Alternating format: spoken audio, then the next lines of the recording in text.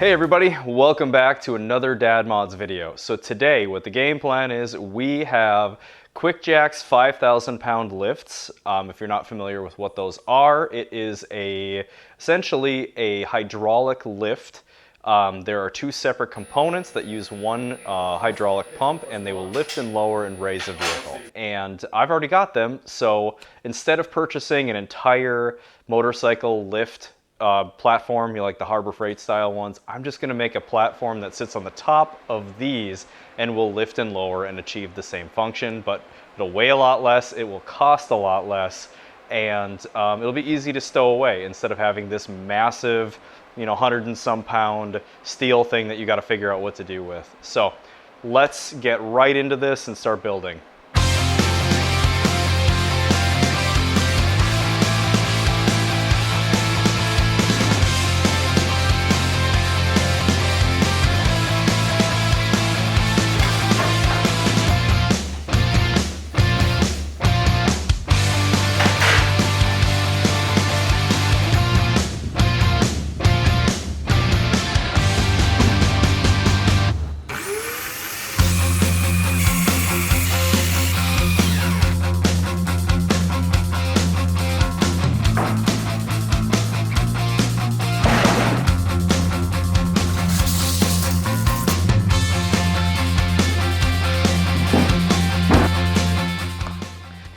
Okay, one of the nicest things about working with 8-foot long dimensions is that so many pieces are simplified in terms of cutting. So we've got our 4x8, it's cut down to 32 inches, and we're gonna slap a couple of 2x4x8s on the ends of it now.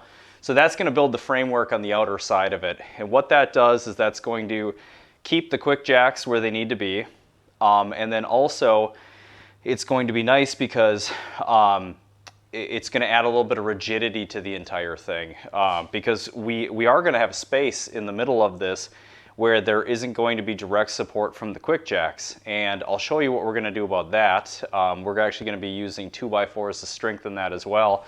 So all of these things are being tied together thanks to the 2x4s and the plywood. So it'll be more than strong enough to hold even the biggest, Harleys. It should work out just fine.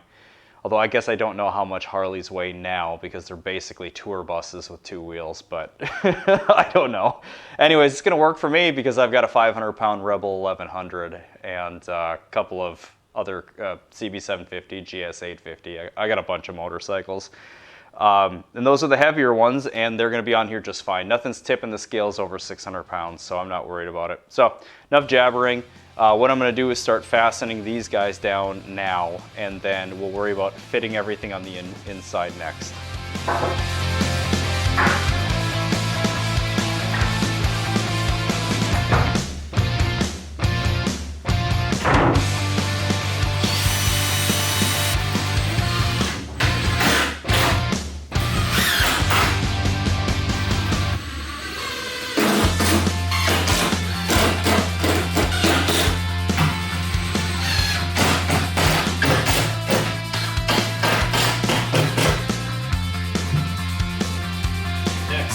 Measure space in between.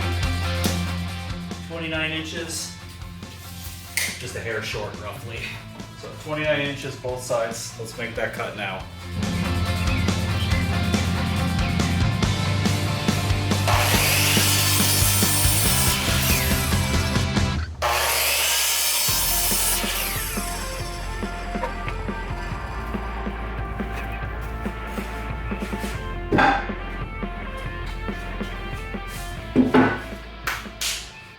Okay, so we're going to talk one more little engineering piece that I think is really important for us to make sure that we get straight. So that's going to be determining what is the sort of the head of it and what is going to be the tail end of it. Head of it being where the front tire of the motorcycle is going to go. Now, why this is important is 8 feet is a lot longer than the 70 inches of the Quickjacks. So why that's important is you have to think about their location and where the bulk of the weight is going to be on the motorcycle. So motorcycles always have the engine, or generally have the engine, more weighted towards the front. They're positioned closer to the front tire, and that means that the weight is biased towards the front. So it's better to have your Quickjacks biased a little bit more towards the front. You can choose to be really specific and have it be like very biased that direction. You know, you could have it all the way up to the front, or you could decide to have it a little bit more positioned towards the center, just a little bit off. And I think that's actually what I'm going to opt to do. I think what I'm going to do is, instead of having them 100% up towards the front, because the engine is still going to be somewhere kind of in the middle, I'm going to position them just ever so slightly back from the front and do it that way. So it's still biased towards the front, but it's not 100% that way, all the way butted up to that front piece. So we'll get these ends screwed on, and then what we're going to do is flip it over, and then we're going to take the Quickjacks and set one of them in there, or both of them in there, and get a look at how we want to do the next portion of like positioning and that kind of thing. So let's flip, actually let's screw these end pieces on and let's flip it over.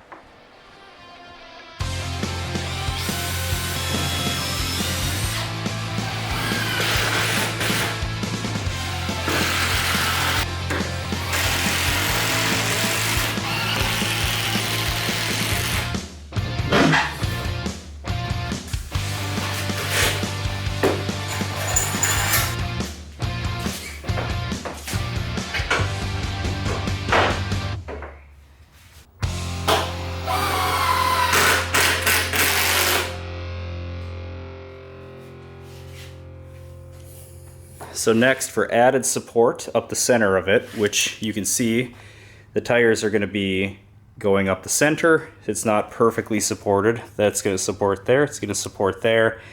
Then you're going to have like this, 8-inch gap in the center. So we're going to run a 2x4 or two 2x4s. I got to decide, directly up the center to provide some extra support right there.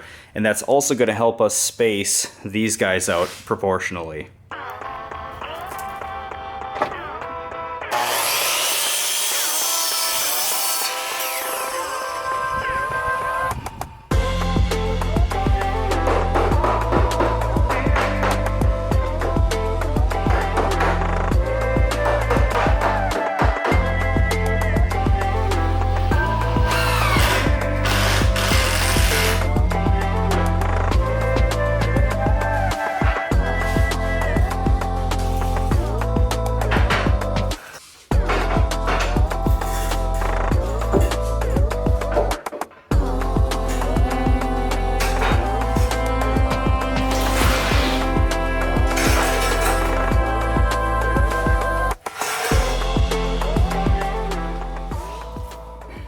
Almost forgot.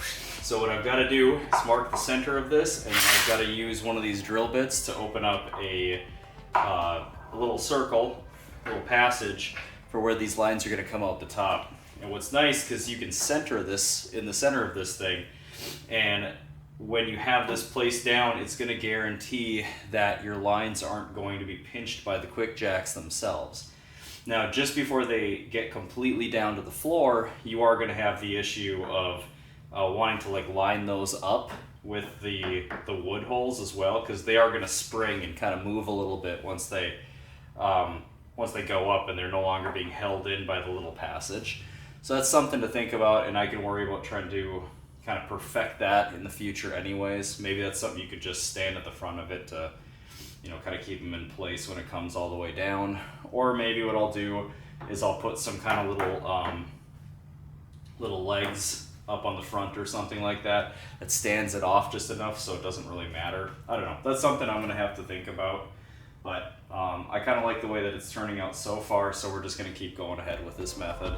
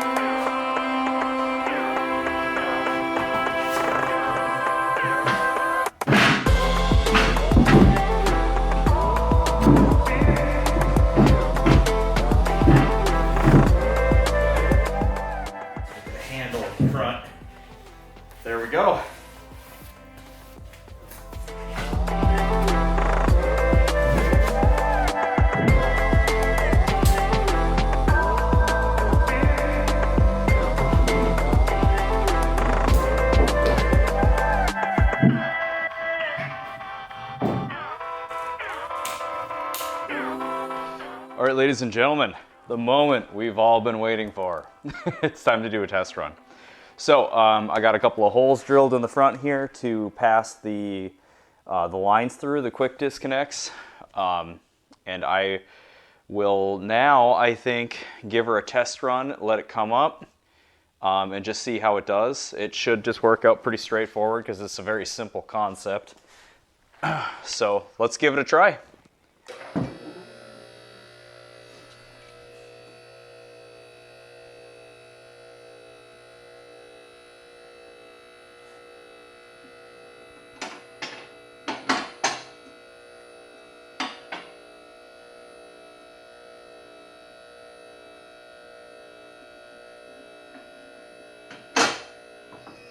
That is, yep, that's all the way up. Nice. Yeah, that will be much better sitting on a stool and having the bike right here. That is going to be a bit better. I think what I'm going to do is bring her down, and I might throw one of the bikes up on the top of it. Biggest thing we're going to have to do is put together some kind of a ramp. I have to think about how exactly I want to do that, but that'll be one of the next tasks. But yeah, first things first, let's get a bike up on it. I think I'll throw the Ruckus because it's so light. Give that a try.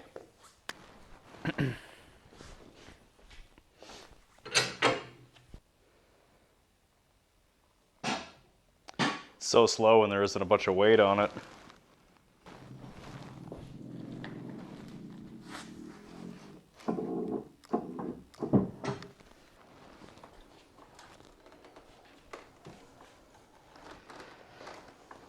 Obviously, I will be cleaning the plywood.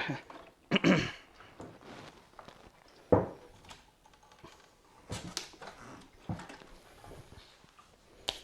right, let's give it a try.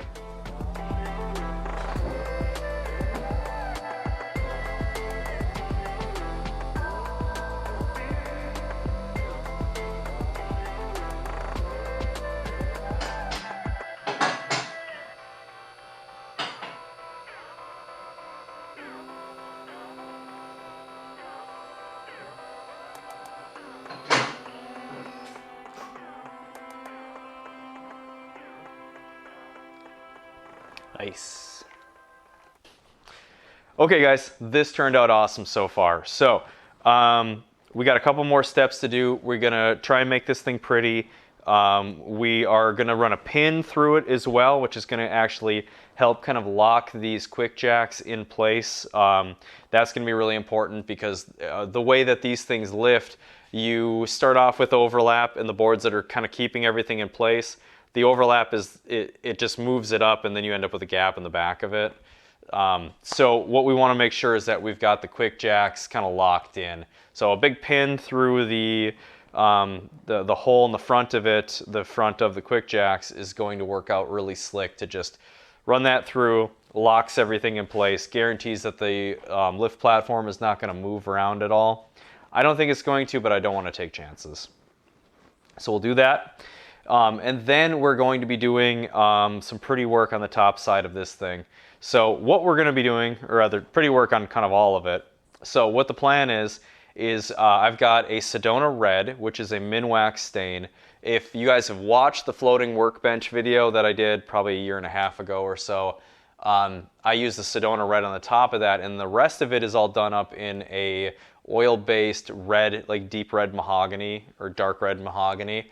And it pops. It looks so good, the combination of the two, the dark and the red. So I actually think I'm going to do that same thing on this. So it's going to be the red top with a high gloss poly on the top of it, and then I'm going to trim out the outside of it with just like a simple 1x4, and then doing that in sort of that darker, dark red mahogany or a walnut or something to that effect, but darkened version of that. So that's the plan. We're going to do that all up, and I think the next step is to just finish the fasteners, get this thing on the ground now. All right, let's do that.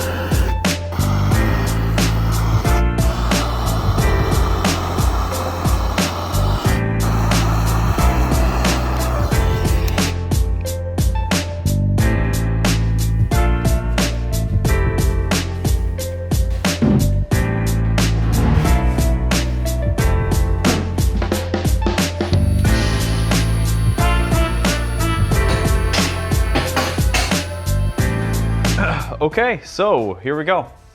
It's looking pretty good. I sanded it. I did a little bit of like, you can use fire to like a torch and try and give a little bit of highlights. I'm not great at that, but I do like the way it looks once you get the stain and the poly on. It's kind of neat how it, the effect is kind of neat. It gives it a lot of depth. So again, this is a BCX, so it's not going to come out like glass on the top of it. We know it's going to be a little bit rough, but yeah, I think now's the time to bust out the stain and actually start applying that. And then afterwards, we'll put the poly on. So let's do that.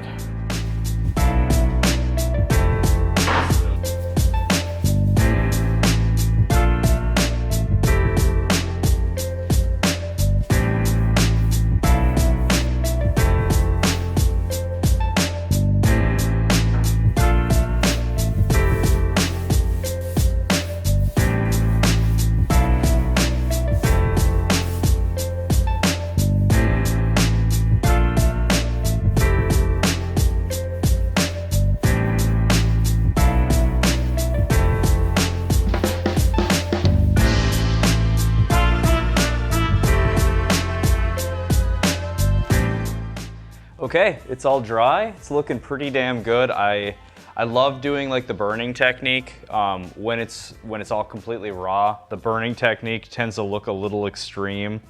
But once you actually get the stain down over the top of it, it blends a little bit better and it looks a little bit more natural, but it just gives it so much character, so much texture to it. Because if you look in the areas where it's not, where I didn't do the burn hues, you can see how much more subtle it is, and it's nice to kind of give it that extra little splash of texture to it, to design.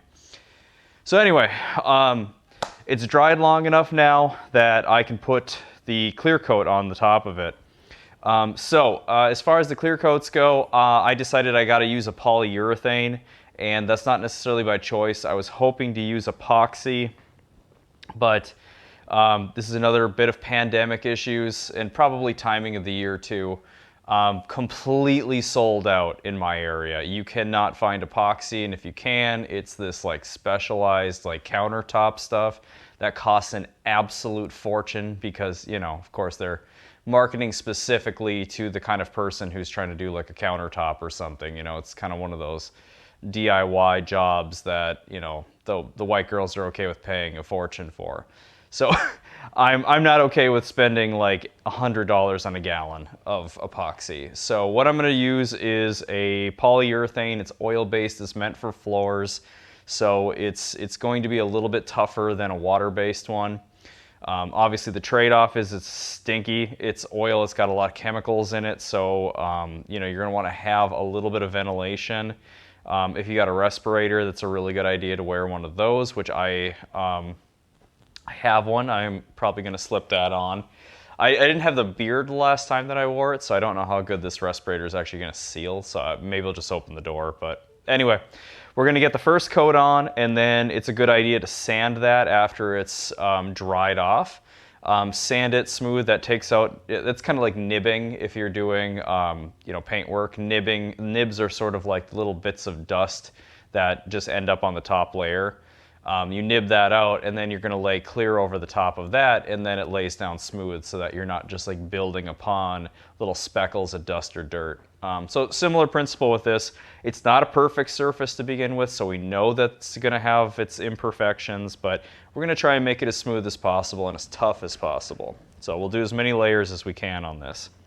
All right, let's get to it. I'm using a soft, very fine bristle brush, so hopefully not have too many brush strokes in it, which will make it easier in the end to do some of the sand work and stuff like that too. So, all right, let's do it.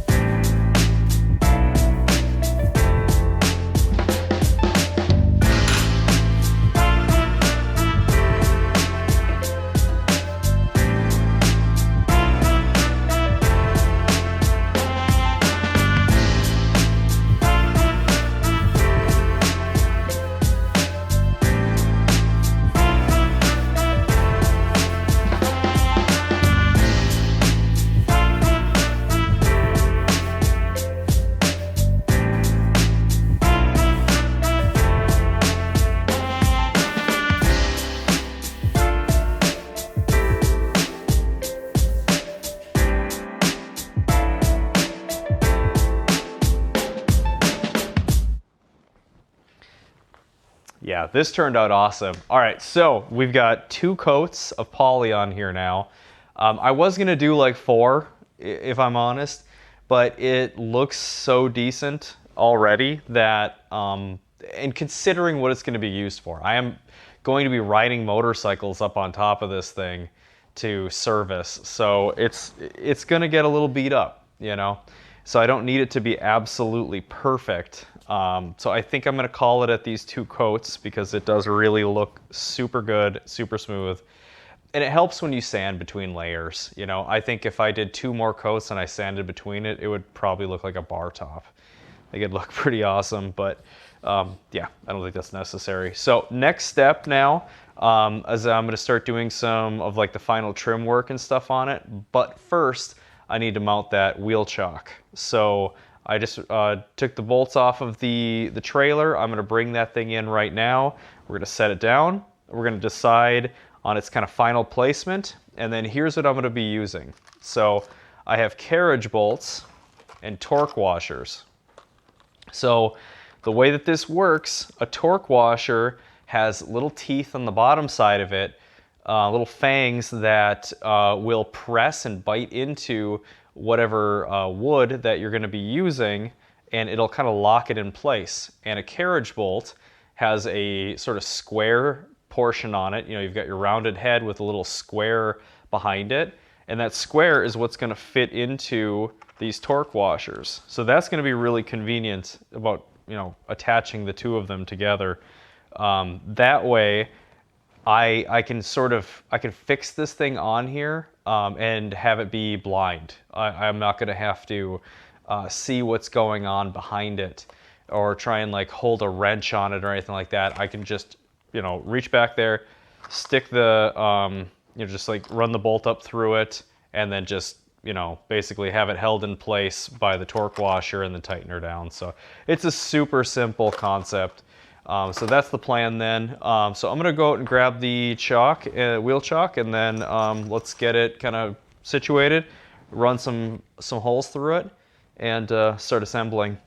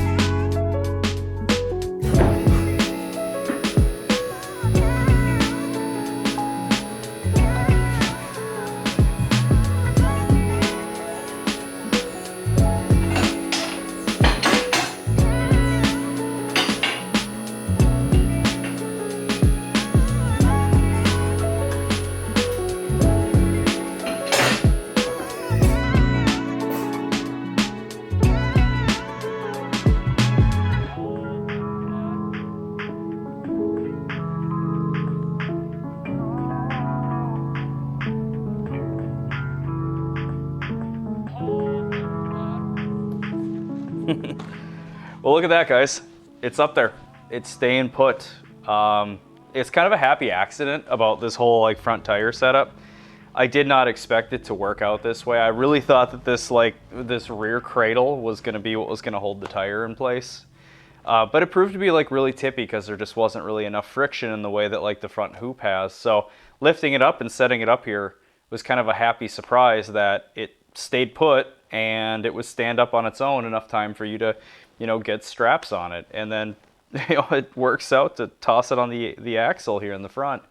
And the beauty of it is scooters are so light that you don't have to really put a whole lot of tension on it just to hold this in place. I could go up to the bars, but on a ruckus, particularly there's you know, kind of a lot in the way. You don't want to risk damaging any of this stuff, and the box is plastic. So we'll see how this works out with any of the other scooters that I have. We'll toss them up here because I got to get working on the wife's as well. But hey, that covers everything for today. Only reason we haven't tested putting my Rebel, my full-size motorcycle up here, is that I need to build a ramp. So we'll cover that in part 2 of the Motorcycle Lift Table series. So what I'll do in that one, we'll cover how we're going to use the lift table platform as a permanent storage for the Quickjacks. And then, of course, we'll build a ramp for the backside of it that's actually going to attach to it as well, so that a big motorcycle can ride right up it, and you're not having to try and hop up over a lip or something silly like that. So we'll cover that then. So thanks for tuning in, guys. I hope this is entertaining. Hope it was helpful. If it was, please let me know, you know, what you thought about the video. Maybe comment in the comment section what kind of motorcycle you ride. And if you've built a lift table or if you have any interest in doing something like this, maybe if you have ideas about how this could work even better. I'm always open to suggestions. So thanks, guys. We'll see you on the next one.